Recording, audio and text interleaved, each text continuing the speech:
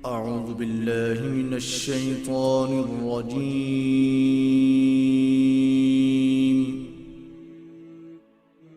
بسم الله الرحمن الرحيم.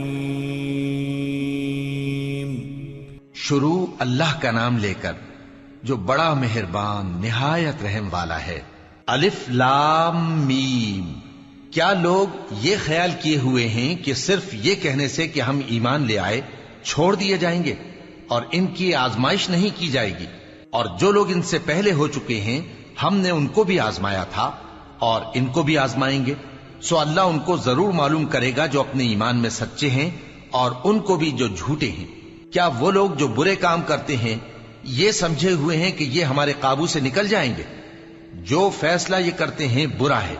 جو شخص اللہ کی ملاقات کی امید رکھتا ہو تو اللہ کا مقرر کیا ہوا وقت ضرور آنے والا ہے اور وہ سننے والا ہے، جاننے والا ہے. اور جو شخص محنت کرتا ہے تو اپنے ہی فائدے کے لیے محنت کرتا ہے. بے شک اللہ تو سارے جہان سے بے نیاز ہے. اور جو لوگ ایمان لائے اور نیک عمل کرتے رہے ہم ان کے گناہوں کو ان سے دور کر دیں گے اور ان کو ان کے اعمال کا بہت اچھا بدلہ دیں گے. اور ہم نے انسان کو اس کے ماں باپ کے ساتھ نیک سلوک کرنے کا حکم دیا ہے.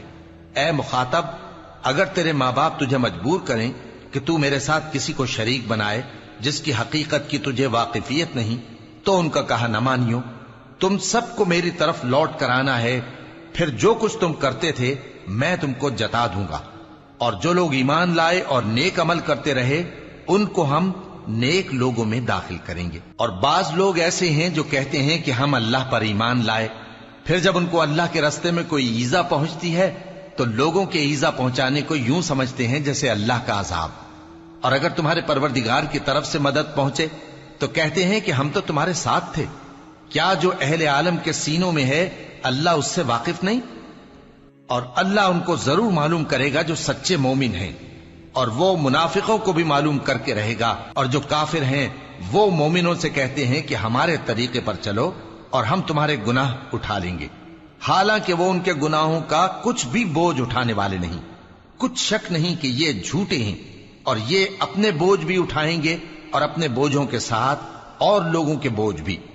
اور جو جھوٹ یہ لوگ گھڑتے رہے قیامت کے دن ان کی ان سے ضرور پرسش ہوگی. اور ہم نے نوح کو ان کی قوم کی طرف بھیجا تو وہ ان میں 50 برس کم 1000 برس رہے. پھر ان لوگوں کو طوفان کے عذاب نے آ پکڑا اور وہ ظالم تھے. پھر ہم نے نوح کو اور کشتی والوں کو نجات دی اور کشتی کو اہل عالم کے لیے نشانی بنا دیا. اور ابراہیم کو یاد کرو جب انہوں نے اپنی قوم سے کہا کہ اللہ کی عبادت کرو اور اس سے ڈرو، اگر تم سمجھ رکھتے ہو تو یہ تمہارے حق میں بہتر ہے. تم تو اللہ کو چھوڑ کر بتوں کو پوجتے اور جھوٹی باتیں بناتے ہو. جن لوگوں کو تم اللہ کے سوا پوجتے ہو وہ تم کو رزق دینے کا اختیار نہیں رکھتے. پس اللہ ہی کے ہاں سے رزق طلب کرو اور اسی کی عبادت کرو اور اسی کا شکر کرو. اسی کی طرف تم لوٹ کر جاؤ گے. اور اگر تم جھٹلاتے ہو تو تم سے پہلے بھی امتیں اپنے پیغمبروں کی تکذیب کر چکی ہیں اور پیغمبر کے ذمے کھول کر سنا دینے کے سوا اور کچھ نہیں. کیا انہوں نے نہیں دیکھا کہ اللہ کس طرح خلقت کو پہلی بار پیدا کرتا ہے پھر کس طرح اس کو دوبارہ پیدا کرے گا؟ یہ اللہ کو آسان ہے. کہہ دو کہ ملک میں چلو پھرو اور دیکھو کہ اس نے کس طرح خلقت کو پہلی دفعہ پیدا کیا ہے، پھر اللہ ہی دوسری بار بھی پیدا کرے گا. بے شک اللہ ہر چیز پر قادر ہے. وہ جسے چاہے عذاب دے اور جس پر چاہے رحم کرے اور اسی کی طرف تم لوٹائے جاؤ گے. اور تم اس کو نہ زمین میں عاجز کر سکتے ہو نہ آسمان میں، اور نہ اللہ کے سوا تمہارا کوئی دوست ہے اور نہ مددگار. اور جن لوگوں نے اللہ کی آیتوں سے اور اس کے سامنے حاضر ہونے سے انکار کیا وہ میری رحمت سے نا امید ہو گئے ہیں اور ان کو درد دینے والا عذاب ہوگا. تو ان کی قوم کے لوگ جواب میں بولے تو یہ بولے کہ اسے مار ڈالو یا جلا دو، مگر اللہ نے ان کو آگ میں جلنے سے بچا لیا. جو لوگ ایمان رکھتے ہیں ان کے لیے اس میں نشانیاں ہیں. اور ابراہیم نے کہا کہ تم جو اللہ کو چھوڑ کر بتوں کو لے بیٹھے ہو تو دنیا کی زندگی میں باہم دوستی کے لیے، مگر پھر قیامت کے دن ایک دوسرے کی دوستی سے انکار کر دو گے اور ایک دوسرے پر لعنت بھیجو گے اور تمہارا ٹھکانہ دوزخ ہوگا اور کوئی تمہارا مددگار نہ ہوگا. پس ان پر ایک لوط ایمان لائے اور ابراہیم کہنے لگے کہ میں اپنے پروردگار کی طرف ہجرت کرنے والا ہوں، بے شک وہ غالب ہے، حکمت والا ہے۔ اور ہم نے ان کو اسحاق اور یعقوب بخشے اور انہی کی اولاد میں پیغمبری اور کتاب رکھ دی، اور ان کو دنیا میں بھی ان کا صلہ عنایت کیا اور وہ آخرت میں بھی نیک لوگوں میں ہوں گے۔ اور لوط کو یاد کرو جب انہوں نے اپنی قوم سے کہا کہ تم عجب بے حیائی کے مرتکب ہوتے ہو، تم سے پہلے اہل عالم میں سے کسی نے ایسا کام نہیں کیا۔ کیا تم مردوں کی طرف مائل ہوتے اور رہزنی کرتے ہو اور اپنی مجلسوں میں ناپسندیدہ کام کرتے ہو؟ تو ان کی قوم کے لوگ جواب میں بولے تو یہ بولے کہ اگر تم سچے ہو تو ہم پر عذاب لے آؤ۔ لوط نے کہا کہ اے میرے پروردگار، ان مفسد لوگوں کے مقابلے میں مجھے نصرت عنایت فرما۔ اور جب ہمارے فرشتے ابراہیم کے پاس خوشی کی خبر لے کر آئے تو کہنے لگے کہ ہم اس بستی کے لوگوں کو ہلاک کر دینے والے ہیں کہ یہاں کے رہنے والے نافرمان ہیں۔ ابراہیم نے کہا کہ اس میں تو لوط بھی ہیں۔ وہ کہنے لگے کہ جو لوگ یہاں رہتے ہیں ہمیں سب معلوم ہیں، ہم ان کو اور ان کے گھر والوں کو بچا لیں گے بجز ان کی بیوی کے کہ وہ پیچھے رہنے والوں میں ہوگی۔ اور جب ہمارے فرشتے لوط کے پاس آئے تو وہ ان کی وجہ سے ناخوش اور تنگ دل ہوئے۔ فرشتوں نے کہا کچھ خوف نہ کیجیے اور نہ رنج کیجیے، ہم آپ کو اور آپ کے گھر والوں کو بچا لیں گے مگر آپ کی بیوی کے پیچھے رہنے والوں میں ہوگی۔ ہم اس بستی کے رہنے والوں پر اس سبب سے کہ یہ بد کرداری کرتے رہے ہیں آسمان سے عذاب نازل کرنے والے ہیں، اور ہم نے سمجھنے والے لوگوں کے لیے اس بستی کی ایک کھلی نشانی چھوڑ دی۔ اور مدین کی طرف ان کے بھائی شعیب کو بھیجا تو انہوں نے کہا اے قوم، اللہ کی عبادت کرو اور روز آخر کے آنے کی امید رکھو اور ملک میں فساد نہ مچاؤ، مگر انہوں نے ان کو جھوٹا سمجھا، سو ان کو زلزلے کے عذاب نے آ پکڑا اور وہ اپنے گھروں میں اوندھے پڑے رہ گئے۔ اور عاد اور سمود کو بھی ہم نے ہلاک کر دیا، چنانچہ ان کے ویران گھر تمہاری آنکھوں کے سامنے ہیں، اور شیطان نے ان کے اعمال ان کو آراستہ کر دکھائے اور ان کو سیدھے رستے سے روک دیا، حالانکہ وہ دیکھنے والے لوگ تھے۔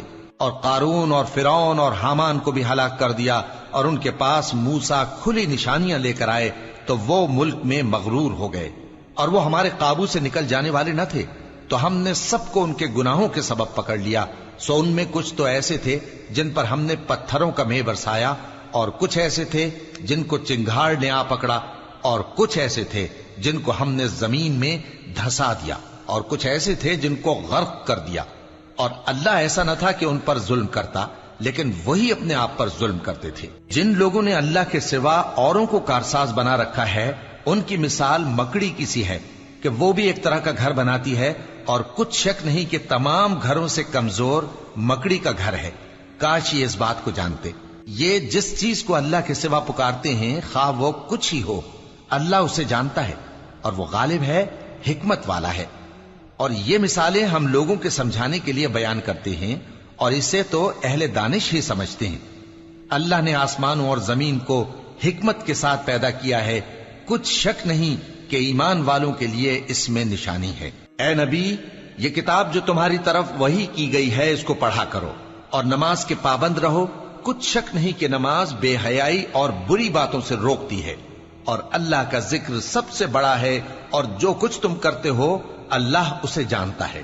اور اہل کتاب سے بحث نہ کرو مگر ایسے طریق سے کہ نہایت اچھا ہو، ہاں جو ان میں سے بے انصافی کریں ان کے ساتھ اسی طرح مجادلہ کرو، اور کہہ دو کہ جو کتاب ہم پر اتری اور جو کتابیں تم پر اتری ہم سب پر ایمان رکھتے ہیں، اور ہمارا اور تمہارا معبود ایک ہی ہے، اور ہم اسی کے فرما بردار ہیں۔ اور اسی طرح ہم نے تمہاری طرف کتاب اتاری ہے تو جن لوگوں کو ہم نے کتابیں دی تھیں وہ اس پر ایمان لے آتے ہیں، اور بعض ان مشرک لوگوں میں سے بھی اس پر ایمان لے آتے ہیں، اور ہماری آیتوں سے وہی انکار کرتے ہیں جو ہیں ہی کافر۔ اور تم اس سے پہلے کوئی کتاب نہیں پڑھتے تھے اور نہ اسے اپنے ہاتھ سے لکھ ہی سکتے تھے، ایسا ہوتا تو اہل باطل ضرور شک کرتے، بلکہ یہ روشن آیتیں ہیں جن لوگوں کو علم دیا گیا ہے ان کے سینوں میں محفوظ، اور ہماری آیتوں سے وہی لوگ انکار کرتے ہیں جو بے انصاف ہیں۔ اور کافر کہتے ہیں کہ اس پر اس کے پروردگار کی طرف سے نشانیاں کیوں نازل نہیں ہوئیں؟ کہہ دو کہ نشانیاں تو اللہ ہی کے پاس ہیں، اور میں تو کھلم کھلا خبردار کرنے والا ہوں۔ کیا ان لوگوں کے لیے یہ کافی نہیں کہ ہم نے تم پر کتاب نازل کی جو ان کو پڑھ کر سنائی جاتی ہے؟ کچھ شک نہیں کہ مومن لوگوں کے لیے اس میں رحمت اور نصیحت ہے۔ کہہ دو کہ میرے اور تمہارے درمیان اللہ ہی گواہ کافی ہے۔ جو چیز آسمانوں اور زمین میں ہے وہ سب کو جانتا ہے، اور جن لوگوں نے باطل کو مانا اور اللہ سے انکار کیا وہی نقصان اٹھانے والے ہیں، اور یہ لوگ تم سے عذاب کے لیے جلدی کر رہے ہیں، اور اگر ایک وقت مقرر نہ ہو چکا ہوتا تو ان پر عذاب آ بھی گیا ہوتا، اور وہ کسی وقت میں ان پر ضرور اچانک آ کر رہے گا اور ان کو معلوم بھی نہ ہوگا۔ یہ تم سے عذاب کے لیے جلدی کر رہے ہیں، جبکہ دوزخ تو کافروں کو گھیر لینے والی ہے۔ جس دن عذاب ان کو ان کے اوپر سے اور ان کے پیروں کے نیچے سے ڈھانک لے گا، اور اللہ فرمائے گا کہ جو کام تم کیا کرتے تھے اب ان کا مزہ چکھو۔ اے میرے بندو جو ایمان لائے ہو، میری زمین فراخ ہے تو میری ہی عبادت کرو۔ ہر شخص موت کا مزہ چکھنے والا ہے، پھر تم ہماری ہی طرف لوٹ کر آؤ گے۔ اور جو لوگ ایمان لائے اور نیک عمل کرتے رہے ان کو ہم بہشت کے اونچے اونچے محلوں میں جگہ دیں گے، جن کے نیچے نہریں بہ رہی ہیں، ہمیشہ ان میں رہیں گے۔ نیک عمل کرنے والوں کا یہ خوب بدلہ ہے، جو صبر کرتے اور اپنے پروردگار پر بھروسہ رکھتے ہیں۔ اور بہت سے جانور ہیں جو اپنا رزق اٹھائے نہیں پھرتے، اللہ ہی ان کو رزق دیتا ہے اور تم کو بھی، اور وہ سننے والا ہے، جاننے والا ہے۔ اور اگر ان سے پوچھو کہ آسمانوں اور زمین کو کس نے پیدا کیا اور سورج اور چاند کو کس نے تمہارے زیر فرمان کیا، تو کہہ دیں گے اللہ نے۔ تو پھر یہ کہاں الٹے جا رہے ہیں؟ اللہ ہی اپنے بندوں میں سے جس کے لیے چاہتا ہے روزی فراخ کر دیتا ہے، اور جس کے لیے چاہتا ہے تنگ کر دیتا ہے۔